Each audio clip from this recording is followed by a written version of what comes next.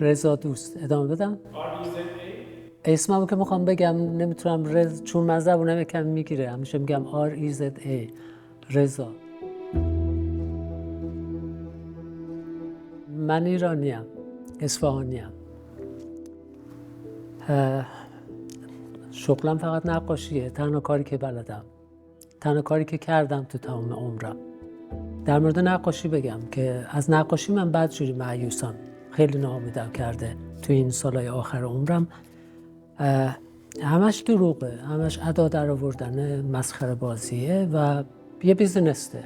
من بیزنسمن نیستم، من نقاشم، برای همین میگم ازش مایوسم، چون فکر میکنم که نمیتونم واقعیت اون چیزی که میبینم بیان بکنم، نمیتونم. یعنی من تواناییشو ندارم. خوش به حال اونایی که تونستن با نقاشیشون بگن اون چیزایی که دوست دارم بگن. خوش به حال ون گوگ. چون اصلا واقعی نیست، دروغه.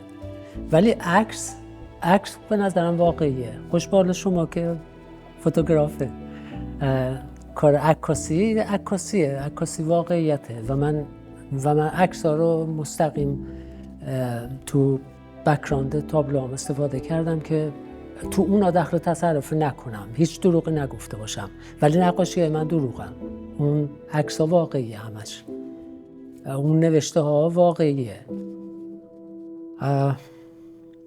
هیچ اعتقادی به گلوبالیزیشن و اون مسخره بازی دهکده جهانی اینا ندارم. من ایرانیم، نقاشیم ایرانیه.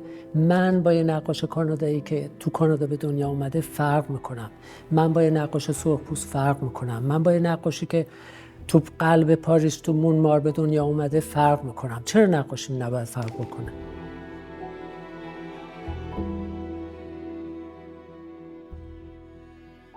من اصفهانیم، من ایرانیم و تمام ذهن و روحم فعلا اونجاست. نمیدونم فردا چی میشه، ولی موضوع نقاشی، موضوع چیزی که بهش فکر میکنم فعلا فقط اینه. همه اینا تصویر خودمه به یه نوعی، یا تصویر چیزایی که دیدم، به چشم خودم دیدم و تصویرش کردم. هیچ چیز پیچیده نیست، خیلی ساده. اون دست چپ خودمه، اون عکس خودمه، اون عکس فامیلمه، اون عکس شاه عباسه که از بچگی تو رو در دیوار اصفهان دیدم.